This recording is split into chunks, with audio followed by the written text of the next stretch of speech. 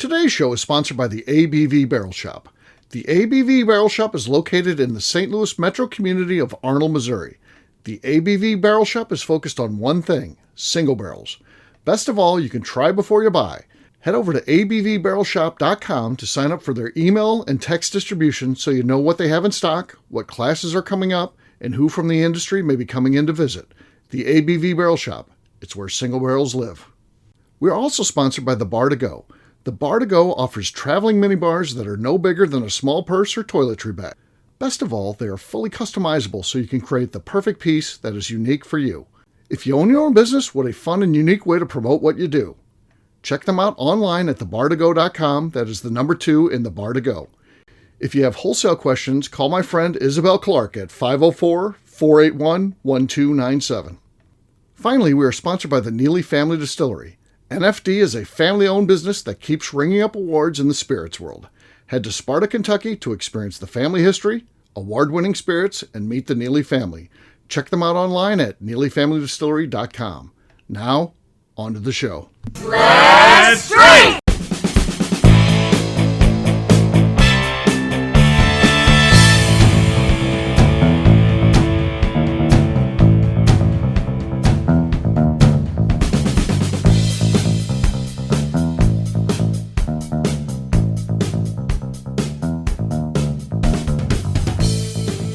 Welcome to the Bourbon Daily, the podcast about everything bourbon delivered to you every day of the week.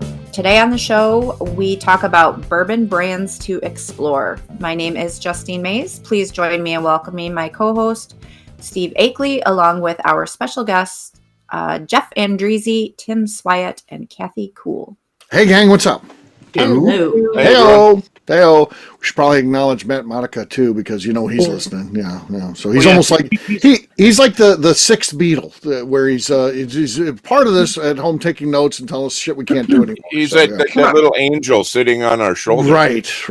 Yeah. Completely screwed up the small talk because all of us are terrified to have come with a good small talk. Right. Yeah. No one can come up with small talk anymore. So yeah, we're all afraid. We don't know worried about the legal issues of coming up with small talk. So we got to go to the deck. I got the small talk deck here.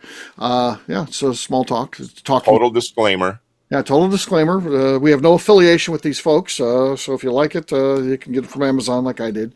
But it's not a sponsor of the show or anything like that. So I just grab at random, so I'm going to go about a third of the way through. Oh, God. Oh, boy. Oh, God, this is a bad one. If you had a whole day alone to yourself, how would you spend it? With 4 pillows. No, I'm kidding. All right, Tim, there you go. Did I say that out loud? Okay. All right. Well, what would you do? Just a day is like, wait a second. The calendar is clear. I don't have anything going on today. It's a Saturday. Let's make it a Saturday. You're not working. I have one. Okay. Honest one. All right. I would spend it with Lenny Eckstein at Deerhammer Distillery, going through barrels, drinking out of a straw, okay, and finding ways how we can continue to remove Jeff Andresi from various different groups. And then also try to rile up patrons so we can have them write bad reviews and we can respond back. I think that would be a pleasant day spent for me. That's your day. Okay. That's my one day. Yes. Spent with Lenny. Okay. Yes. I didn't know we could travel to do this, so yeah. I thought it was just our own house, but yeah, apparently we can do. Nope, we're gonna go. I'm changing the rules here. Okay, fair enough. All right, I'm gonna go back to the original rules then. Okay.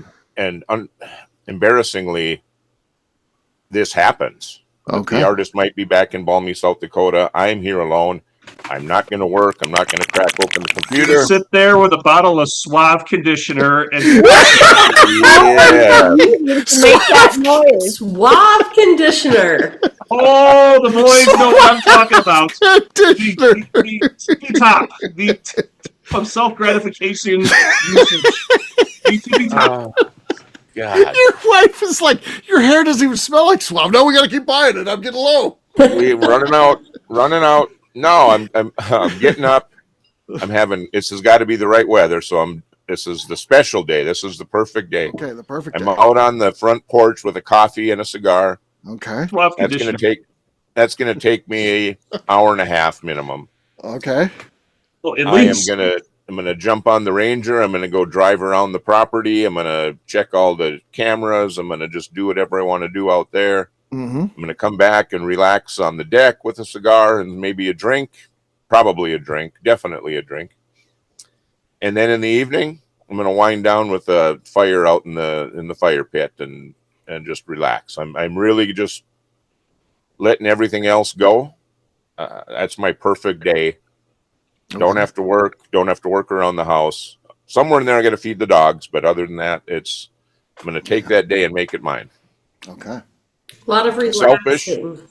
It's relaxing. It's relaxing. Did you talk to yourself? Because my God, the way you described that was wow. You need to do audiobooks. Yeah. I talk to myself. I sing to myself. Oh yeah. Okay.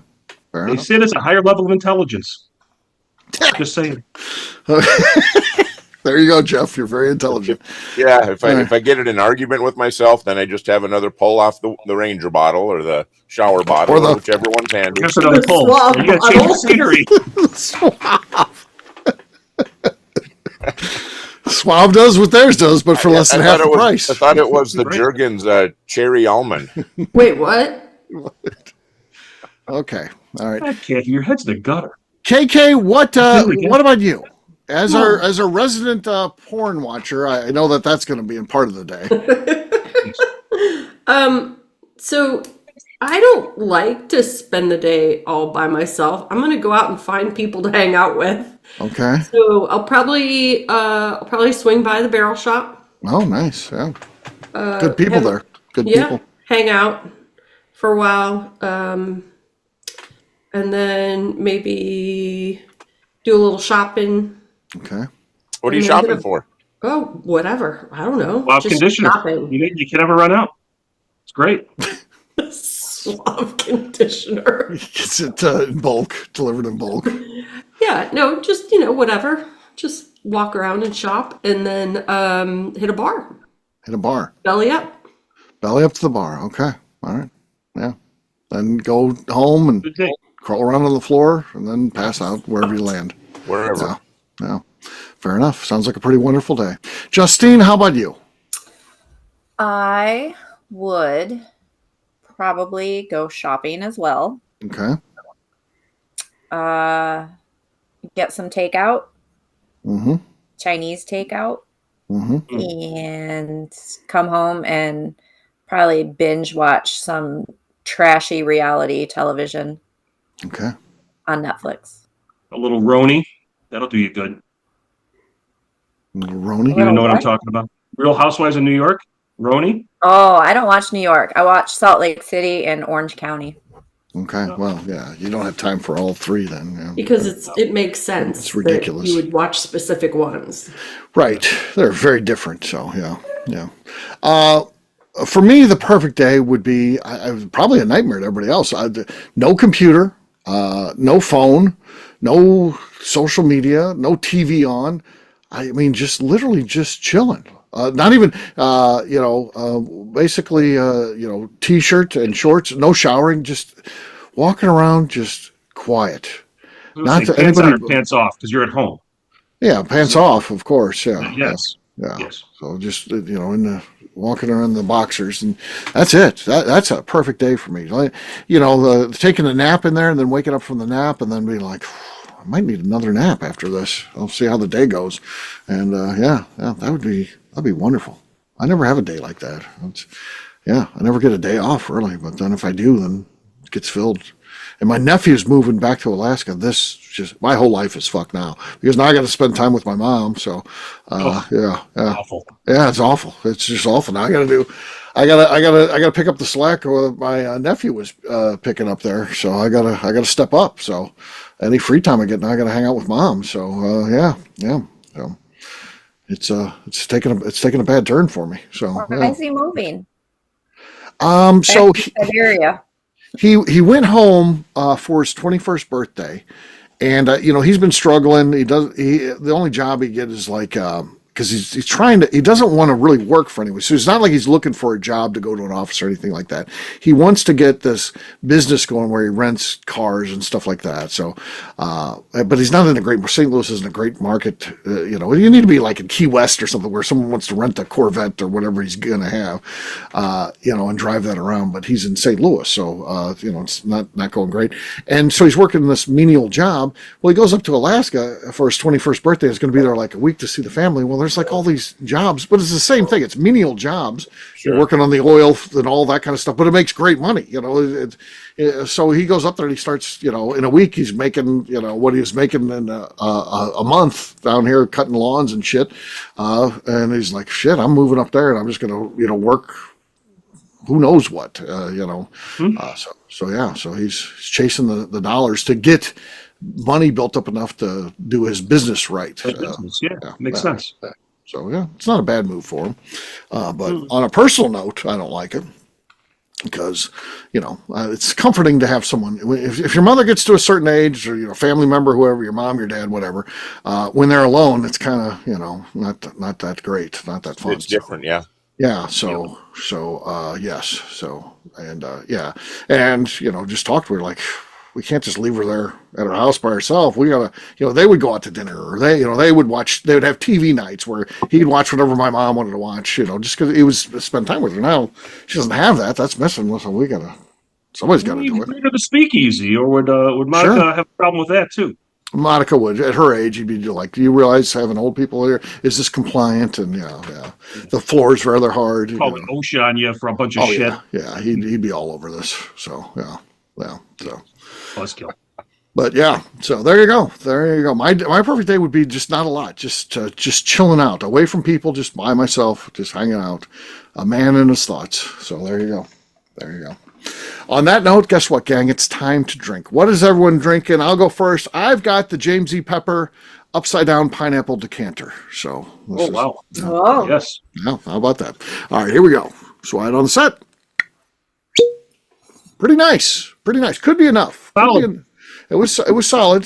Stuck the landing too. So it was an admirable effort for sure. Admirable contribution. Yes. Yeah, we'll see what happens. Next up is going to be Jeff. All right. I have some Art of the Spirits. This is the Fat Man. The Fat Man. Okay. Ooh. Oh, we'll throw it to Justine as our judge. Justine, who's got the lead right now, Jeff or me? I think Jeff. Okay. As wrong as I feel that is, I have to accept it because it was thrown to a judge. Kathy's protesting it, but Kathy, you got to let it go. You got to, as mad as we are right now at Justine, we're so angry. And, you know, we're not in the same room as her, which is probably a good thing. We just got to let it go. We just have to just let it go, because even though she got it wrong, we have to accept her judgment. I mean, I feel like I can go back into retirement as well. She nailed it. She nailed it. Must be a conspiracy against you, Akeley. Oh, right. It definitely is. But we got to live with it. We got to live with it without making Justine feel bad for the wrong decision. We have to live with it. So there you go. Jeff has the lead. So here's where, to recap, I had an explosive cork pop, and then I was shut down when Jeff had a little bit of a humdinger. But he has the lead, and there's no appeal. I can't be like, Tim, listen to this and file an appeal. I can't. It's formal you could have inquiry. Katie on here instead of me, and she can make a real judgment and smack her gavel. Katie could. She needs to bring the gavel to shows. Members of the crew club. I think she needs to bring it to the shop every time she comes too. She should. She should.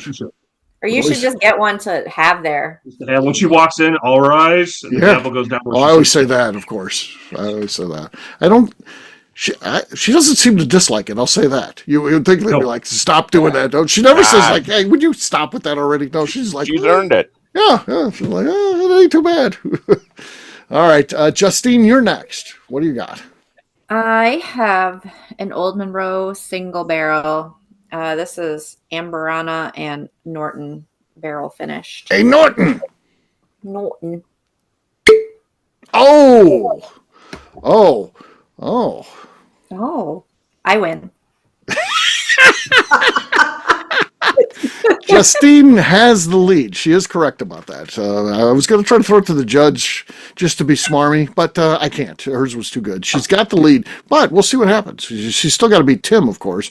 We'll hold him for last. We'll go KK next. Okay.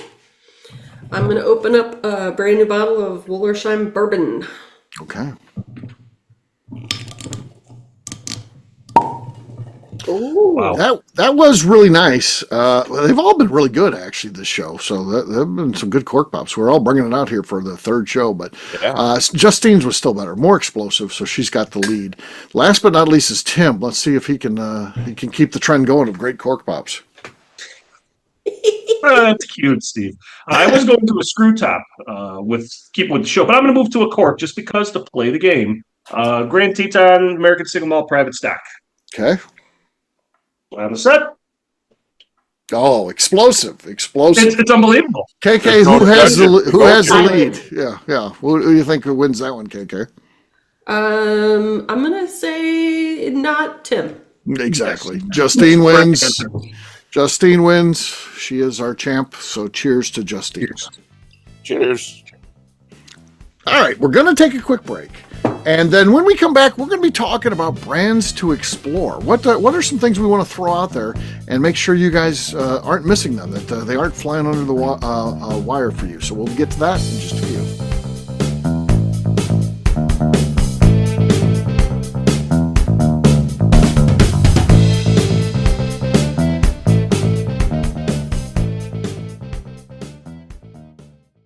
Okay, let's talk about the people that make these shows happen. First up is the Stave and Thief Society. Via their in-person class at Moonshine University in Louisville, Kentucky, the Stave and Thief Society is the place where you, a bourbon enthusiast, can expand your knowledge and emerge an executive bourbon steward. In 2017, I completed my executive bourbon steward certification. It's the most comprehensive bourbon certification available and connects you with an expansive network of bourbon enthusiasts and professionals.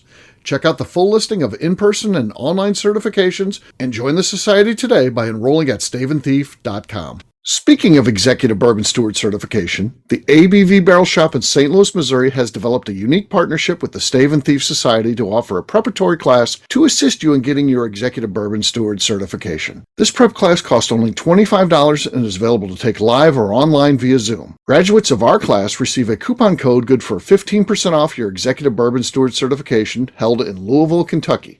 This saves you almost $90. Additionally, you can collaborate with fellow attendees to split travel costs when you go to Louisville. If you're interested in signing up for the class, simply head over to abvbarrelshop.com and check out the classes and events page. Last but not least, we are sponsored by Neely Family Distillery. Royce Neely is the 11th generation distiller in one of America's oldest distilling families. A visit to Neely Family Distillery takes you through family history, where you can see all the artifacts and newspaper clippings through the years from this family that started distilling in America after James Neely arrived from Northern Ireland in 1740. Today, Royce Neely and his team are crafting some of the best spirits in America. Their bourbon and absinthe offerings keep winning top honors in the spirits competitions. Recently, their absinthe made history as the first platinum winner in the absinthe category at the San Francisco Spirits Competition. Neely Family Distillery is definitely a bucket list destination if you are a bourbon fan. Learn more about their spirit offerings, visiting their facility, and the awards they have collected over at NeelyFamilyDistillery.com. And now, back to the show.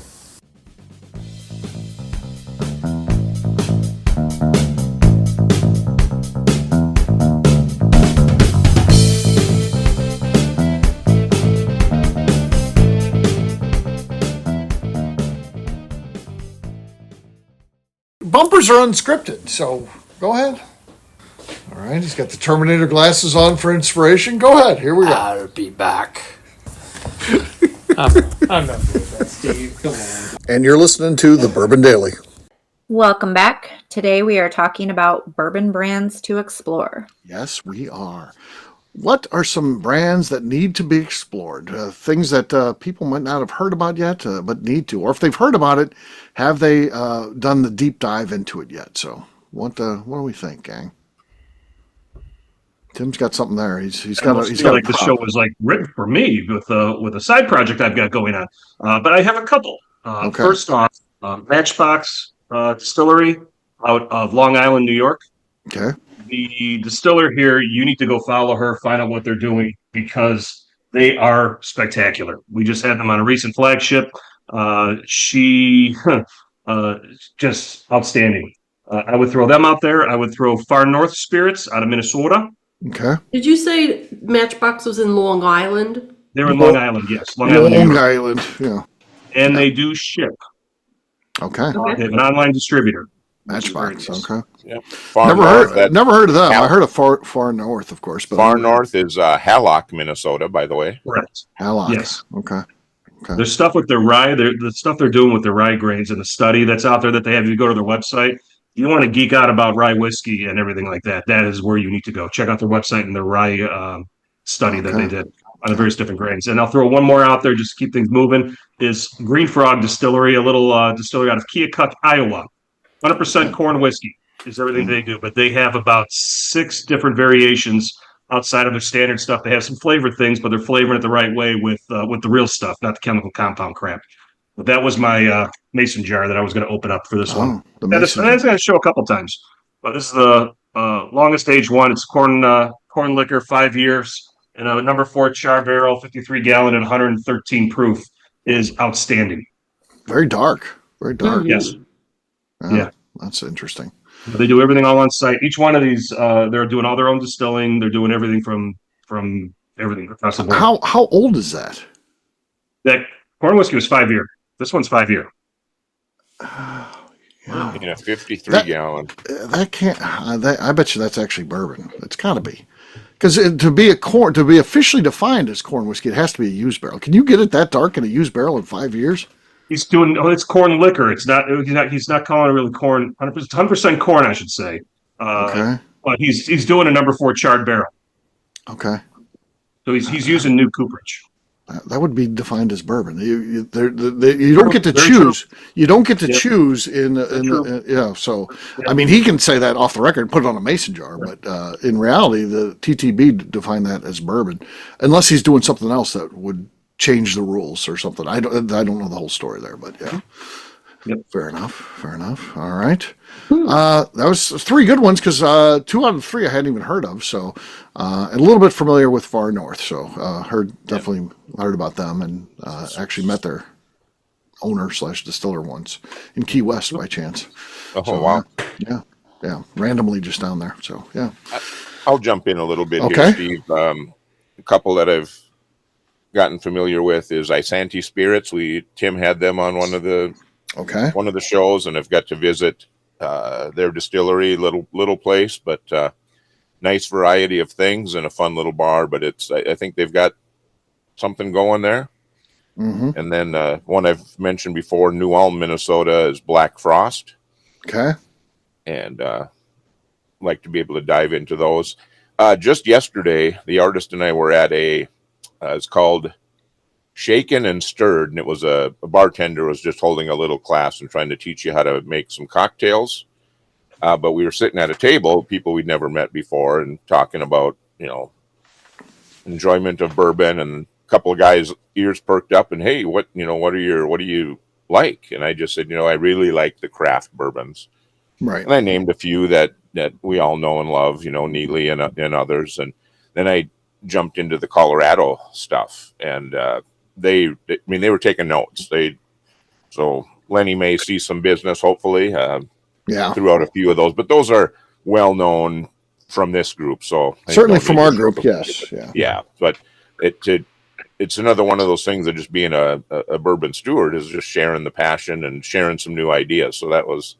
And this 2 of the guys had heard of Leopold. The Leopold brothers. They seem familiar, even though you can't find that in anywhere that I shop. So Leopold definitely should be on the list, because I think it's one of the greatest American distilleries, and most people either haven't heard of it, or if they have, they haven't really tried their products. And that's bad. I mean, Leopold is awesome. I don't know why they're not more like the sexy, fun one, that everybody's into. I have no idea. I think the hippies would love it, or something like that. That Maryland rye is like no other rye on the planet I've had. Yeah. There's a very few, like 3 distilleries I could probably say where I think, wow, I would not have guessed that'd be a rye whiskey. And that's one of them. it's fun to explore their stuff. All the brandies, and there's different things that they do. Wide variety. He's got a wide variety of stuff. He just likes distilling, and he challenges himself all the time. So Todd Leopold he is probably. I only say this, Jimmy Russell is certainly the greatest American distiller, but he's not active as far as distilling right now. He's, signing autographs and more of a kind of a figurehead, and he should still be classified. If you're making a list, he's got to be number one. If you don't put him as number one, throw away your list. But still, the greatest active distiller, someone who's out there distilling for their distillery every day, would be Todd Leopold. He's the best. He really is. Yeah, just go watch the movie. It's phenomenal. Yeah, just watch them. Go to YouTube and put in Todd Leopold or Leopold Brothers 3-Chamber and watch that movie. It's like not a movie, I guess, but it's like 25 minutes. It's kind of it's a short documentary. It's a short. There you go. Yeah, it's definitely worth seeing. You will learn some things for sure, and you'll have an appreciation of his appreciation of history, why he did that, and all that. It's very good for sure. All right, Justine, any distilleries you think that people need to know about? Things that need to hit the radar. So I had Leopold Brothers on my list. That's a good one. And then I had one that Tim had on the flagship whiskey. I wasn't able to join the show for that one, but I did taste it while I was pouring it. And it's Irons One out of Huntsville, Alabama. Okay. My short list too. They were so much fun. Yeah, I really liked that one. And I really like, I have to pick a Michigan one, Mammoth Distilling. Mammoth, yeah. I really like what they've been doing lately. They're fabulous, yeah. Yeah, they are. I don't know how well known they are. So it would. I don't think they're very well known. Too. Yeah, I don't think they're. But man, everything they've made, and they were on our flagship whiskey and had a great story to tell. But the products are awesome. Yeah. KK, how about you? So everything I know through the ABV network. So That's I'm not fine. going to say anything that nobody doesn't already know, but like What do you know from KK's Poppins? Oh, what? KK who? KK's Poppins. Right. Oh, okay. No, that never got off the ground. Woolersheim Dancing Goat. Yeah. Just really good stuff. And when you say explore it, like I know everyone knows about Buzzard's Roost, but to just explore because of what he's doing with the barrels and try them side by side. There's so many different things that you can get just out of the brand Buzzard's Roost. Mm-hmm.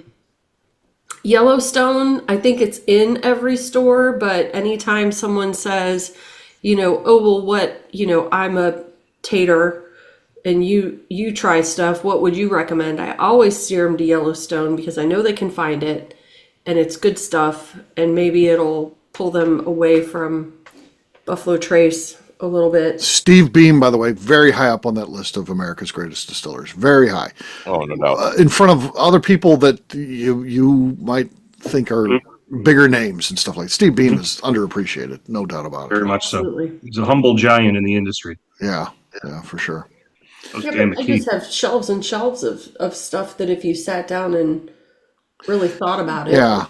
I mean, really, we have the stable of distillery friends, and that it's the stuff that's in the ABV Barrel Shop. Literally, any of those could be on the radar, and that's the stuff that we're doing every day. Is talking about brands that are underappreciated, and and we know them well. So I'm not if I throw out there Old Monroe or even Neely, which is kind of on the cusp of being well known. Big time bourbon fans, the people that dominate the industry, and buy most of the bourbon, don't know who a lot of the people that we know who they are. So a lot of them are certainly underappreciated. A couple that I'll throw out there that aren't kind of fit that mold of not being huge with the ABV network crew would be Iron City out of Pittsburgh. They're the second 3-chamber still in America, and their distiller is one of those people who's very dedicated to the craft, kind of like a junior version of Todd Leopold. So it makes some sense that he has that 3-chamber like Todd does. Great guy, and they're doing some amazing things. They're early on in their journey, so there's not a lot of stuff out there. Distribution isn't good. You might not have even tasted anything from them yet, but it's coming, and they're going to be a big deal too. They're well funded, but it takes some time when you're doing things right. They're not going out and sourcing a bunch of stuff and just getting stuff out there to try to get their name out there. But as their stuff begins to hit, I think they're going to be somebody who gets more well known, certainly in the business. So that's an exciting one. Another one too, we've talked certainly about it a little bit, and again, if you come to the shop, we've had a barrel pick in that, but I'm holding up a bottle here, Middle West. Middle West. Middle West they can hang with anybody. And I always, it amazes me that Ohio doesn't have a stable, like when we talk about Colorado, we can go through several, there's a stable of distillers and distilleries there, or even Missouri, or, there's Texas, with Ohio. I think it kind of starts and ends with the Middle West in terms of great distilleries. There's some good ones in there too, but I think the only great one is Middle West. And, but I think they could hang out with anybody. So I really like what they do, and their stuff is really good. So that's definitely one that could be explored more for sure. So. That's a couple I got. Steve, if I could add one more in there on the single malt front. If anybody's in, where are they based out of? They're out of North Carolina, Garner, North Carolina. Aristotle Spirits. Okay. On the single malt side. Not familiar with them, yeah. They were funky. What they're doing, very, very small group, of people. What they were doing too as well. They were something. That their single malt was eye-opening. Okay. And that was on the same night as Irons won. We had a hell of a night that night. Those last two were spectacular. Yeah. Very nice. We had a really good night that night. Yeah, Aristotle Spirits out of Gardner, North Carolina. I think what we do, this crew here and our listeners, we're doing the most fun thing you can do in bourbon. I think. To me, we have fun because we find new brands, we explore them, we meet the people, we get to know the people. They end up hanging out with us. They like us. I think that's way more fun than chasing the Buffalo Traces of the world or the limited edition allocated things from Four Roses or whatever your jam is on the stuff that's impossible to find. I just, that's not my thing. My thing is, it's nothing against those brands. Right. I have a hard time saying why I don't like chasing them. Right. I'm not slamming the brands at all. They're great people. They're doing great whiskey. Right. I'm looking for something different. Yeah. And I also think that for the most part, they're priced appropriately. What gets me is the fact that someone's willing to spend $300 on a bottle of blends. To me, that gets it's kind of offensive. And people post this like in the Facebook groups of the bourbon clubs, and they're excited about this. They'll find something, E.H. Taylor small batch, and they got it for $99. That's not a deal. I'd be embarrassed to pay that for that. That's a $39 bottle of whiskey in reality.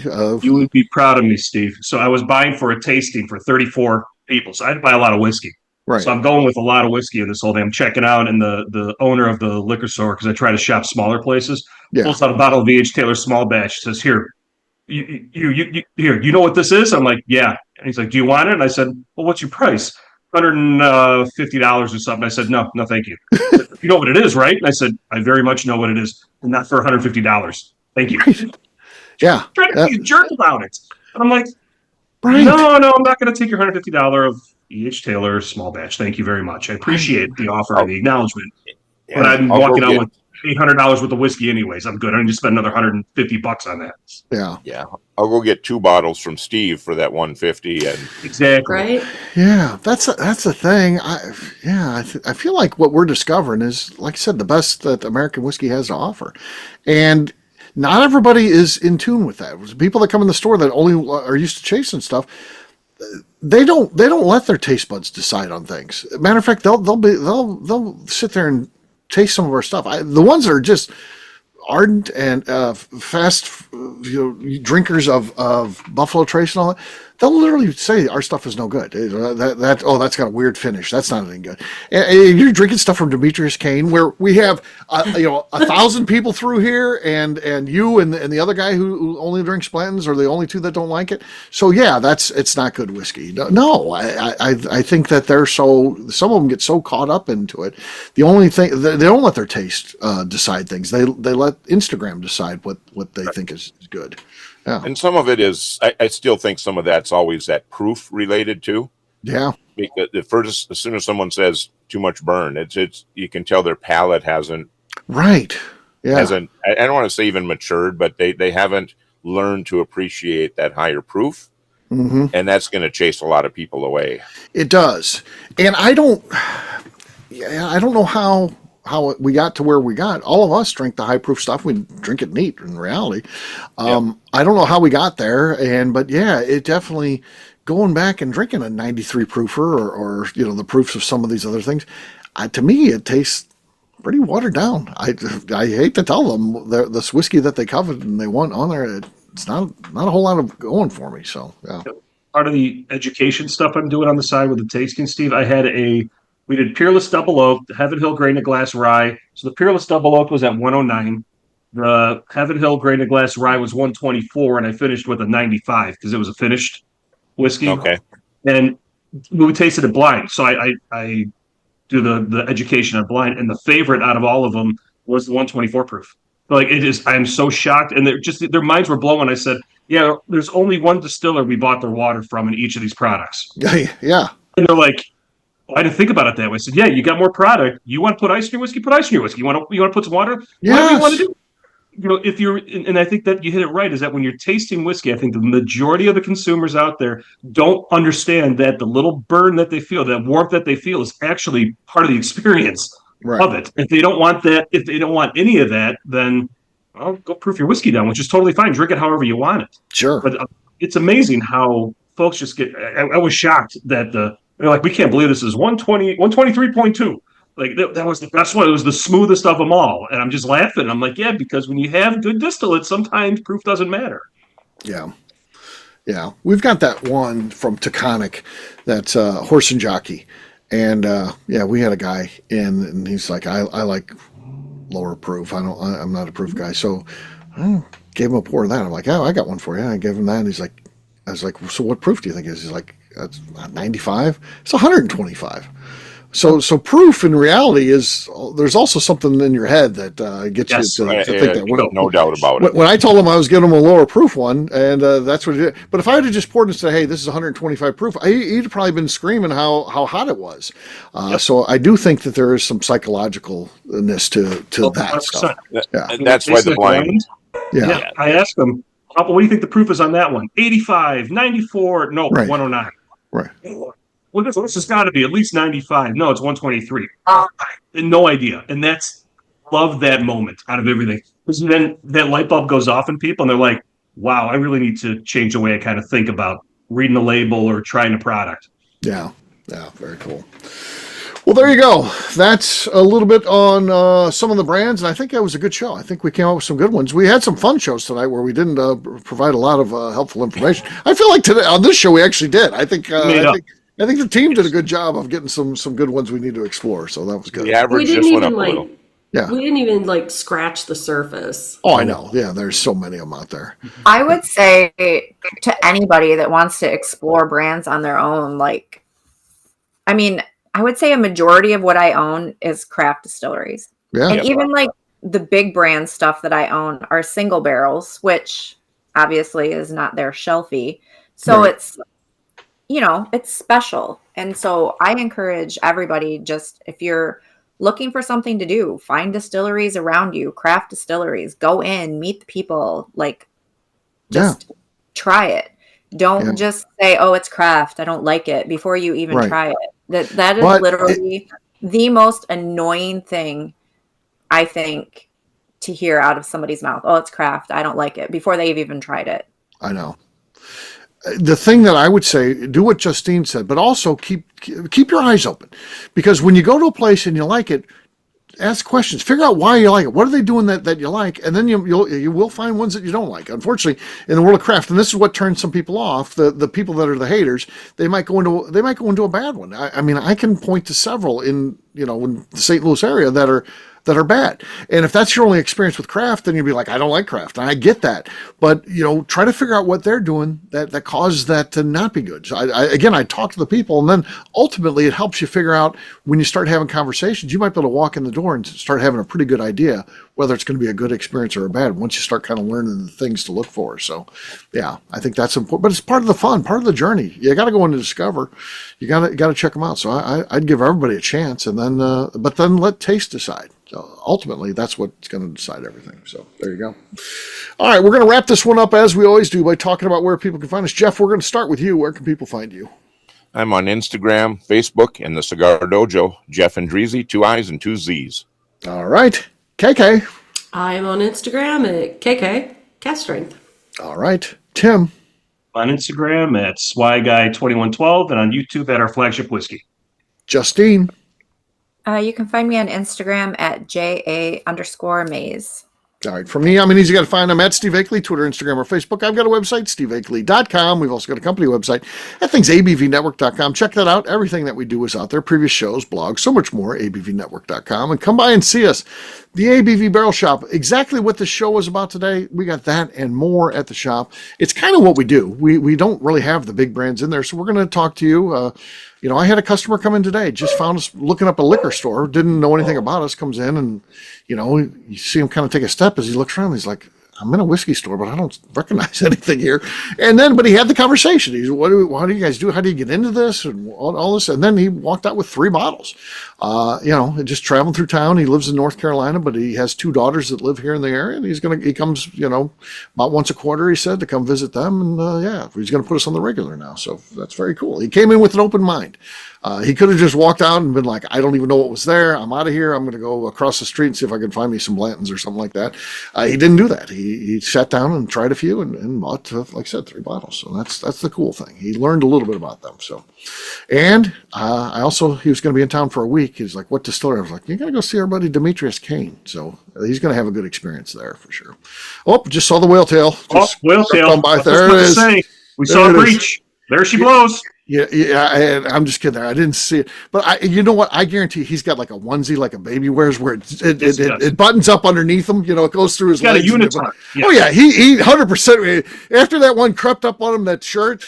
Yeah. Because the last time he was on, he was holding his shirt down. So it didn't creep up. So now and he made sure we saw it too. It was a full ass, it was like, and he held it there. He put his ass in front of the camera and held it there. There was a tension there, yes. Yeah, oh yeah, 100%. That was no accident how that went down. He unbuttons to take a leak, and I'm not talking about his pants. He's got to unbutton his little onesie too as well. This is why he's still gone right now. He's got the whole onesie thing he's got to deal with. Takes a long time. It's a whole production for him to do it. Bodysuit, not a onesie. Okay, it's a baby. Adult bodysuits. For men, it's a onesie. I think for men, it's a onesie. And that's why he's not back yet. And that's why he left before the show ended even. Normally, he waits till the show ends. Yeah, he left. Yeah, he did to McNew. He was waiting for the flush. Yeah. So come by and see. It was outside. That's a onesie. 100%. There's no way he could not have that amount of bendage without the shirt popping out. There's no way. That's a onesie. I'm telling you. It's the most comfortable thing you'll ever find. You can find your ABV Barrel Shop onesies at the ABV. Yeah. We're gonna get onesies in so your whale tail doesn't pop out.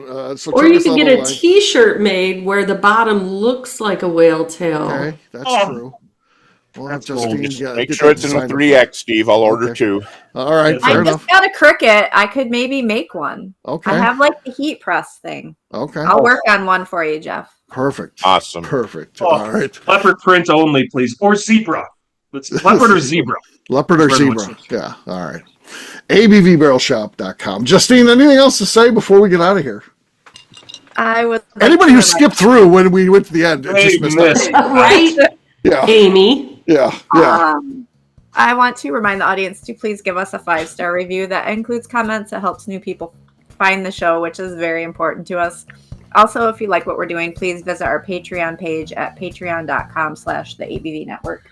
Great job today, gang. For audience, we'll have a brand new show for you tomorrow. Looking forward to that. Until then, take care, everybody. See ya. See you, everyone. Bye-bye. Bye. Peace.